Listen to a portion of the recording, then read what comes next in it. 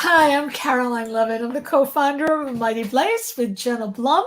And this is a very special interview because not only is it with my friend, Jean Trounstine, but she has this amazing book that we're going to be talking about, Mother Love. So first I want to tell everybody that this book is like something special because I'm not giving all you guys a link to get it on bookshop.org. And do you know why? Because it's free. It's through this amazing press, Concord Free Press, and all they ask is you go to their website. I've got the link for you. You go there. If you ask for the book, please consider donating to your favorite charity or to a person in need.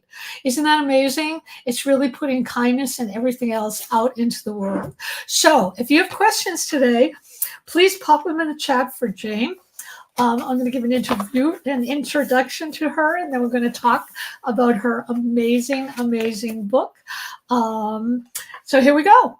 Jean Trounstine is an author, activist, and educator who has written extensively about the criminal legal system in America. She worked at Framingham Women's Prison for a decade, where she directed 8 plays for prisoners, resulting in a highly critically acclaimed book, Shakespeare Behind Bars. Her groundbreaking work is considered the first Shakespeare program launched in the United States. She's spoken throughout the world about women in prison. I got to tell you, her classes, Changing Lives Through Literature, she invited me to 3 of her classes, and it changed my life. It just absolutely changed my life. It's so completely brilliant to be sitting there with women on probation, and there's a judge there, there's a probation officer, they talk about book, and then we talk about our lives. And it was just amazing. In 2018, Jean was invited to Italy and awarded the Gramsci International Award for Theater in Prison. Mother Love is her first piece of fiction, and it's extraordinary. She's also the author of nonfiction, Boy with a Knife, a story of murder, remorse, and a prisoner's fight for justice. So let's look at this gorgeous cover, Mother Love. You know, there's a lot of mothers out there listening. We're all mothers. What would you do if your child, your teenager, your adult child committed a crime or committed a murder? You know, they're still your children. The book examines this and other aspects of what is justice, what is justice, what is forgiveness, what does it mean to want something better for your family and for yourself. I am just so thrilled to have Jean here. I have to tell you that I could not have written my book, Days of Wonder, without her expertise. And I loved her book, Boy with a Knife. I love this book, Mother Love. It's really it's like a punch to the heart. Yeah, I would say it's one of the most important books out there because it really gets you thinking, what does it mean to be human? Jean, thank you so much for being here. I'm totally delighted. I feel like we should stop now because everything you said is so fantastic. We're also very good friends. Thank you. Jean, first tell us about, I have so many questions. First, tell us about how you got about how this book came to be. How was each story is set up with a newspaper account that breaks any reader in two. It's like a newspaper account of children being killed, kids being shot, kids being imprisoned. And the genius of the book is the way you focus on the mothers of these people. Tell us how this book came about. Well, it began actually with my book, Boy with a Knife, because I got to know Carter Reed's mother. Carter Reed is the subject of Boy with a Knife. Right. And I didn't know any mothers. I didn't really, I'd worked at Framingham for 10 years. Of course, I knew mothers, but I didn't really make the connection to somebody behind bars and their mother. And so getting to know Carter's mother was beginning to understand that the people who are considered the perpetrators, their families are like Carter's mother. Her house was stoned. She had to take her kids out of school and she had to homeschool her kids. She suffered because she was the mother of someone who had committed this horrendous crime, but she had nothing to do with the crime. And so I began to understand that these mothers, that was the first mother that I met, how courageous and gutsy, and at the same time she loved her child unconditionally. That was the first story. The second story was that I was at a parole hearing, and in Massachusetts you can go to lifer parole hearings. They're open to the public, and I went. Really? Yeah, and I Oh, went. go ahead. Go ahead. I went to a hearing, and they're really fascinating from my point of view. And I've been to about 50 of them. And I went to this one, and the way they're set up, on one side, the family of the family of the person who is asking for parole sits, and all the people sitting with him or her. And then on the other side, it's like a bad wedding. On the other side, the people who identify with the victim, the person who has been killed, usually it's murdered, and they're Right. on the other side. So uh, at this particular hearing, in the middle of the hearing, the mother, she was about to testify for her son, she got up and she asked the mother on the other side for forgiveness. And that was so extraordinary. That's amazing. That's And amazing. the parole board didn't know what to do. They just, it was like a true moment Two of mothers. healing. And I was blown away. And I tried to write about it with nonfiction. I tried to write about the experience, and I did write about the experience, but it wasn't until I started to think about the mother. And if you remember in the book, Marie puts on a hat, and it was the act of putting on a hat, that moment, that the hat started giving me the character, and I started to become invested in understanding her and how she felt that moment going to the hearing. And that made me want to tell the stories of women. And then what happened is all of my 30 plus years of working in the criminal legal system came flooding back as different moments and memories and experiences. And that's where the stories came from. It's incredible. How did you feel? Like, what surprised you in writing these stories? Were you sort of catapulted back into the past, or did it change anything in you writing all this out? Oh, yeah. Well, first of all, they aren't true, they're fiction. Right. So, what surprised me is where, like any fiction writer, where the story took me. So, who knew that Aileen would become a nun? I mean, like what? You know, what? Tell us what more about that, because some of the people who haven't read the book are going to say, Aileen became a nun. What is right, this? right. So Tell us the story. there's a woman and a mother, and I have, well, again, all of my experience in the justice system comes into play. So I somehow, I've done this program, as you mentioned, Changing Lives. I've done it for over 30 years. And the judge in the program was Catholic, and he would take a bus every 2 weeks from Lynn, Massachusetts to Lowell with the women in the program to be in my class, the That's judge. And incredible. I got to know him, and I got to know his family. And that was my experience really in getting to know a very Catholic family and how they responded to a lot of things in the world. And not that he's stereotypical at all, but there was something that I learned through him. Plus, he lived in the area where my character Aileen is set.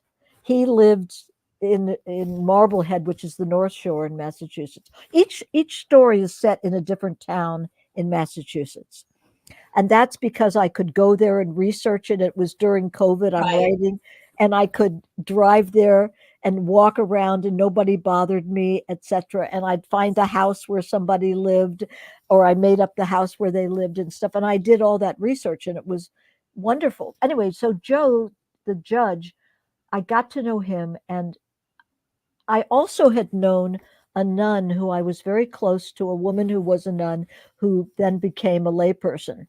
And those things combined, I think, the woman, Aileen, loses her children, her son in an automobile accident. Ugh. And the wife dies too. And so Aileen gets custody of the child and raises the child. And she prays a lot, and she's a very devout Catholic. And in the story, I'm sorry, I'm going to have to give it away, spoiler alert, but Everybody don't listen if you don't want to know the end. in the story, she goes to see the priest basically to tell him she can't do this anymore. Okay. Now, I didn't know when she went to see the priest what I never write, Caroline. I don't know how. I'm not sure how you seem to write a lot with amazing outlines. Like, this is something I know about you. You have charts and outlines where they're where Yeah, I but I tear them up. I tear them up and then start from scratch. So. okay. I never, well, this is my first book. I did not know where any story was going ever.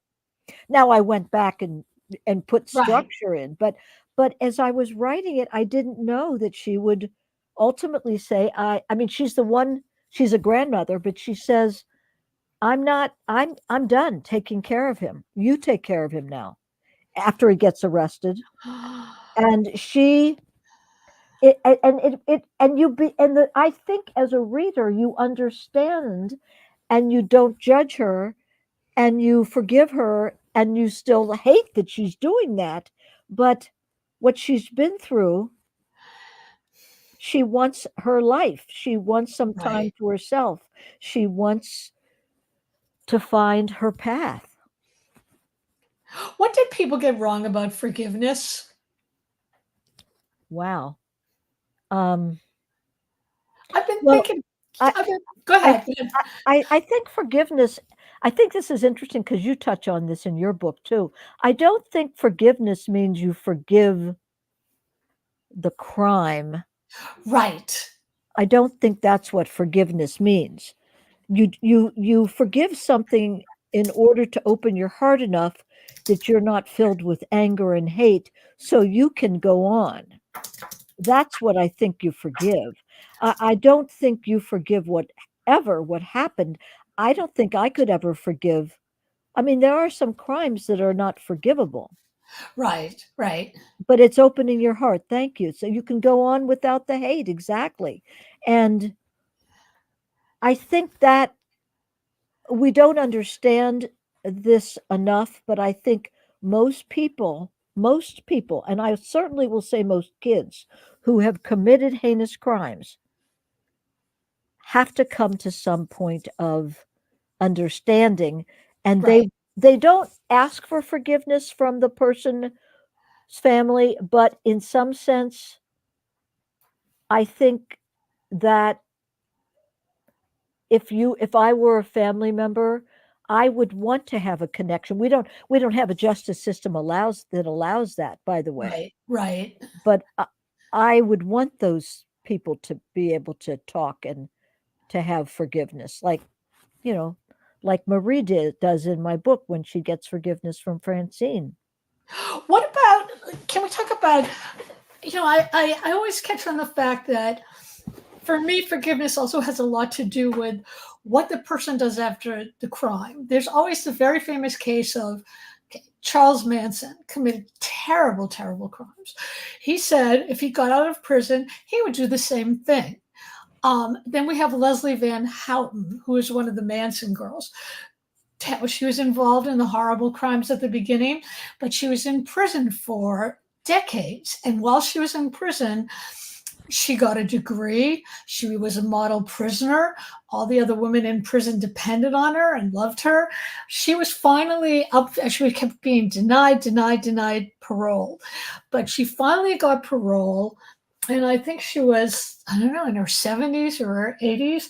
And I was thinking, somebody like that, I could forgive because she's different now. Who she is now is not who she was when she was 19, taking acid, sitting outside a house, feeling that she had to kill and murder. Well, Do you make that distinction? well, first of all, there's a lot of things that happen to people after a crime. Okay, One is if you're thinking particularly of young people. First right, of all, the brain is not fully formed, right, so there's the brain development. right, There's the conscience is not fully formed, so there's the conscience development. The fact that um, peer pressure is enormous in kids, and once they're outside of some of that pressure, there's a lot of change that goes on. I don't want to say I'm not going to give prison credit for helping people change. I personally People do it. The I do, people, I do not give prison credit. I think the people change in spite of prison. right, right, And I think people change because of they grow up and because they grow into understanding life differently. And of course, somebody like Leslie would change, and they take programs. I mean, people. This is what the public doesn't really understand. Most people are not monsters. They want to they want to explain, understand, come to grips with. They want to grow up. They want to grow out of. They want, and yet they don't forget. It's not like they forget what they've done. I think of Carter. He thinks every single day of the fact that he killed somebody. It doesn't go away. And what he did to that family, what he did to the community, what he did to his own family. right. But you can't change that. All you can do is lead the very best possible life you can lead and become the best human being you can become. And that might serve people where you didn't serve people. Are these people able to forgive themselves? I mean, has Some, God forgiven us? Some can, some cannot. can. I mean, it's not one size fits all. Um, I think that you try to learn to forgive yourself. I I don't think that's easy. Right, right. Um, can you talk about the publisher? Because this, I think what this publisher is doing is absolutely amazing. Sure. And also, they've been doing a spectacular job. Um, just a spectacular job with the publicity and everything else. Sure. And then I want to come back to one thing that I'm going to forget about the mother when we get to forgiveness. Let's go Okay, one no, go back and do do that now. that Go first, back and and then do we'll it. talk Yeah, go about. back first. Yeah. Okay, I just want to say, I think also with this question of forgiveness, I think the mother has to come to some quote forgiveness of her son or daughter, and I don't think that's easy. Look at what you get put through there, Right. and it's not like there's not anger, outrage, guilt, shame, horror, every possible emotion, including love. But I don't think forgiveness is a fait accompli with a mother in that situation. Okay, so anyway, that's important to say because this is a Yeah. big subject. So back to Concord Free Press. Concord Free Press has been in business for over 16 years, and Anne and Stona Fitch, they decided to. I mean, Stone is a writer, Anne is a editor. They're brilliant, brilliant team, and they publish books. And they have great taste. I want to say not just my book. They have great taste in books. On their board of directors, Joyce Carol Oates, Russell Banks, all Francine Prose, my Madison Smart Bell. I mean, amazing people, Amazing. and they publish books that they give away for the purpose of inspiring generosity. It's And incredible.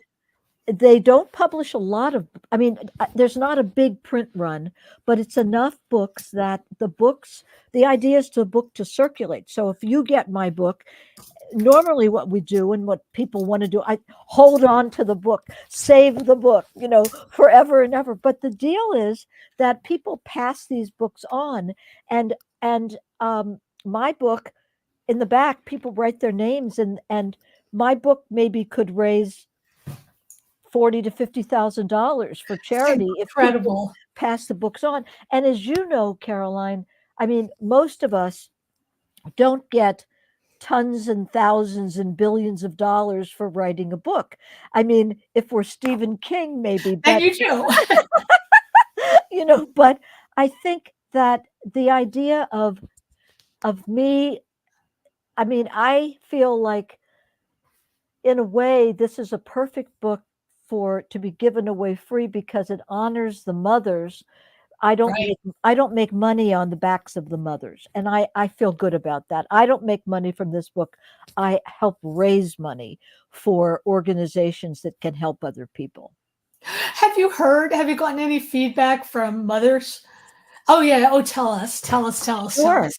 Well, okay, so one of the women on the back of the book who blurbed my book, her name is Donna Bright, and she's a mother of a young man. Donna's an amazing woman. She has a PhD. She runs an organization.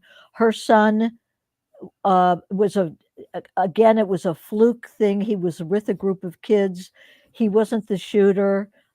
He went to prison for murder, and now he's out and he's at Columbia University, and he's, doing great. He defies the stereotype of murderer in every possible way, and so does she, of mother of murderer.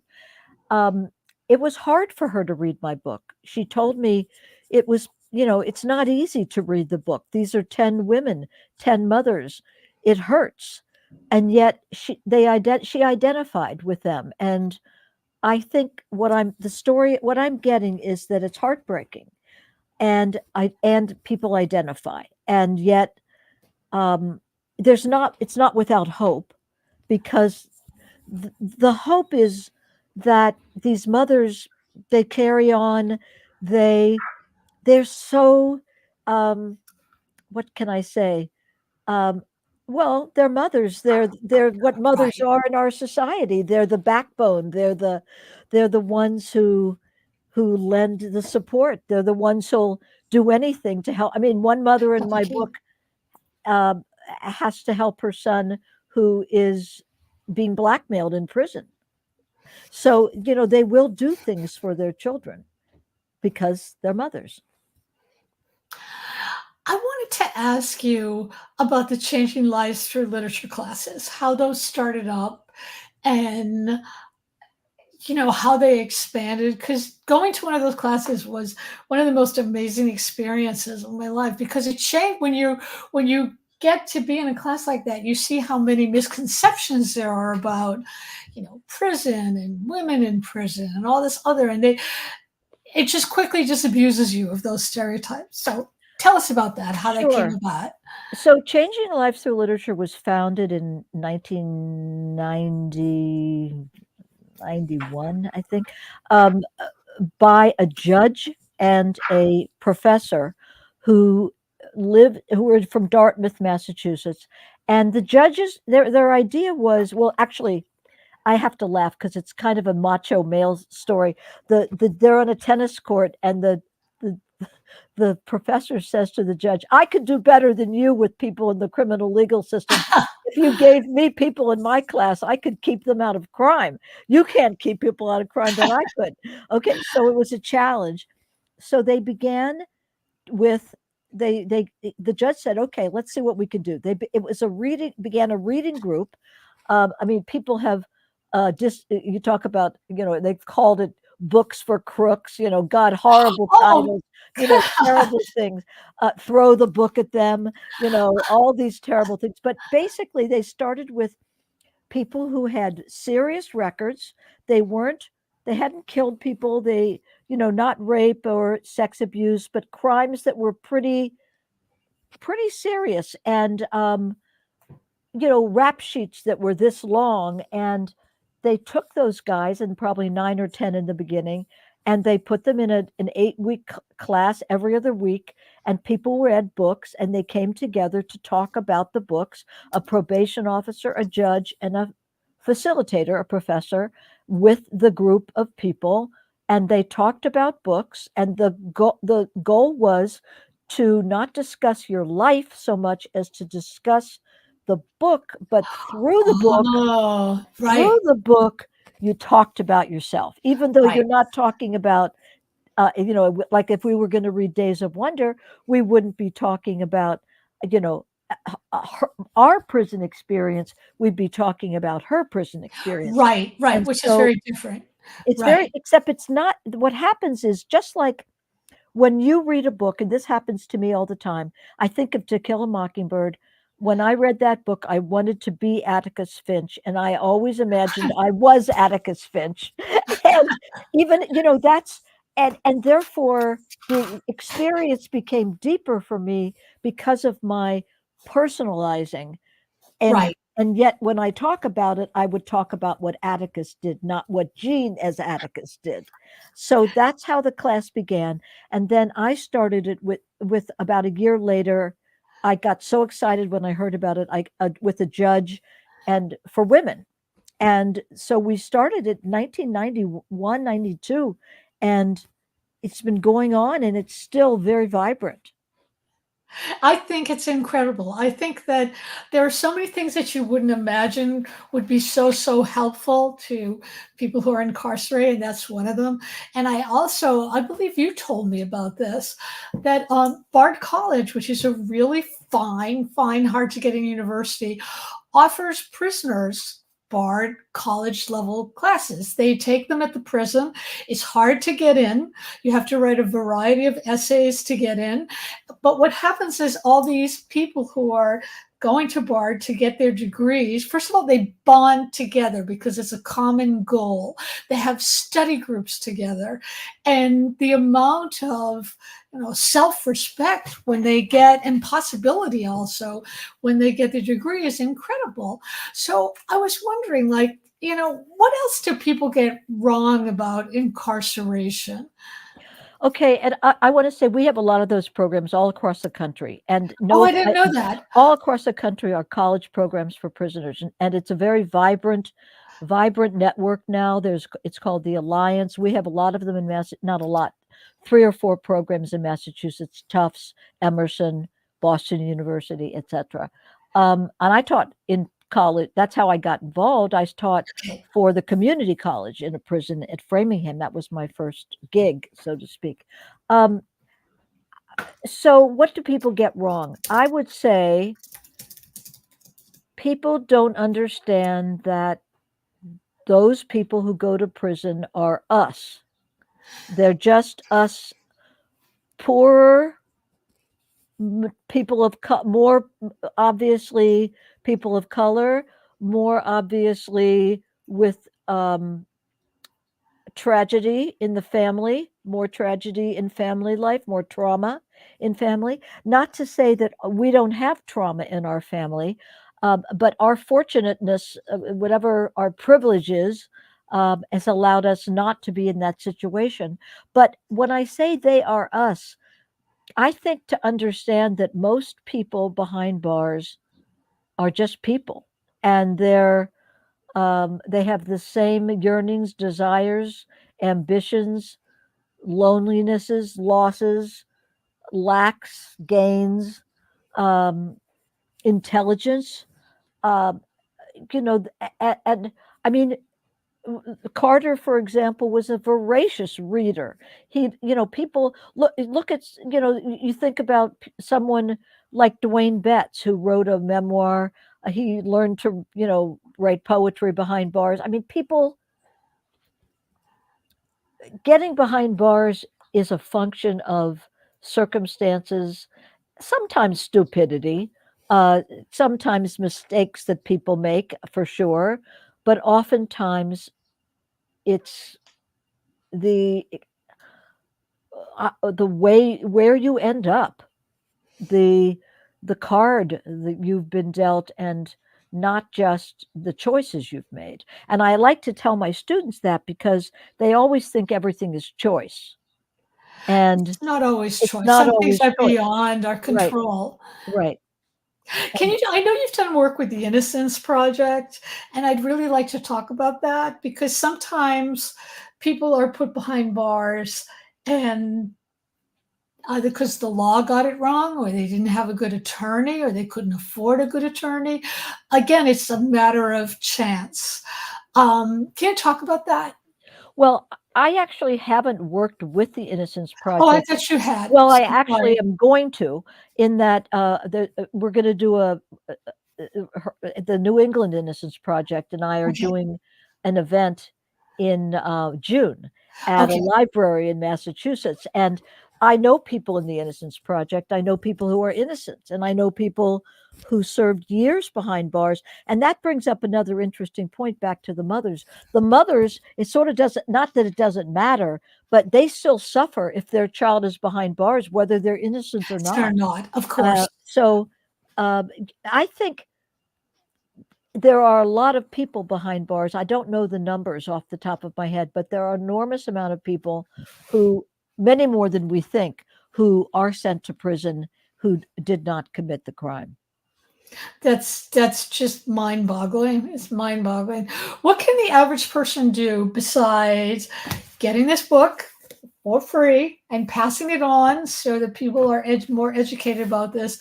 What can we all do to make, prison better for people? Well, I would say And out. the first thing is, well, in terms of my book, you can read my book and donate to. I have some suggestions of places that would make prison better, make the world better for people who've been incarcerated.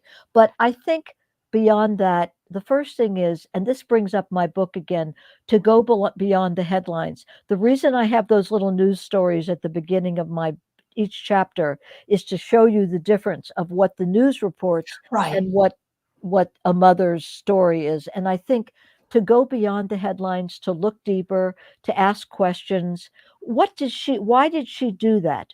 Right. Don't just say, oh, she ran over her child on the sidewalk and she's a horrible person and deserves to be killed. Why did she run? What happened to her?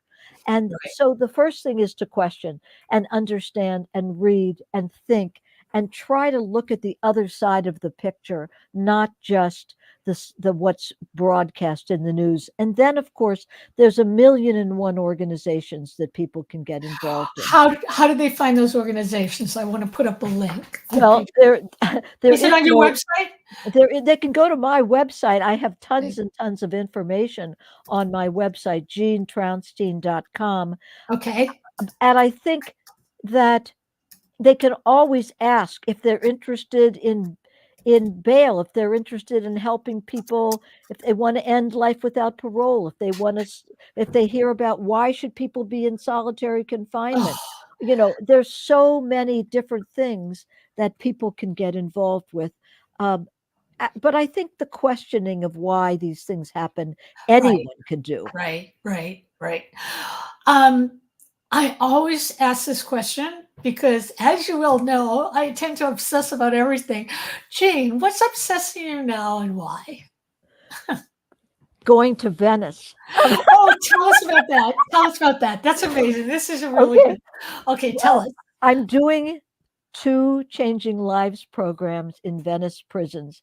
And I obsessed, first of all, with what stories I would use. And I have a translator, and I found stories that on one side of the page, Italian, on the other side of the page, English, so that I can read a story out loud and be translated as we go along. Great. That's great.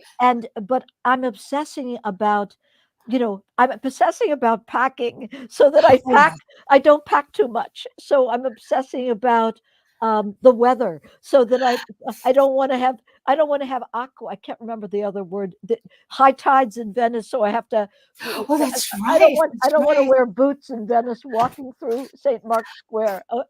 That's right. That's right. I know. I hate everything. Yeah, I hate packing. All right. So I just want to say a few more things, which is, don't forget, Mother Love. If you go to concordpress.com, you can get a copy for free. But in return, you should pass it along to somebody, donate to a charity, do something good for another person. What goes around comes around. It's a wonderful, wonderful thing. And also, this is a wonderful, eye-opening, fabulous book. It's truly a must-read book and an important book. I also want to say thank you to everybody who was here, and thank you, Christina, for asking questions, and thank you, Laura, for being here. I want to thank Jean so much for being here. The only thing that would be better than interviewing you, Jean, would be if we were sitting over a table having pie and just laughing it up. So I will see all of you next week. And Jean, you just hang on. And thank you. Thank you, Caroline. You are welcome. You are so welcome.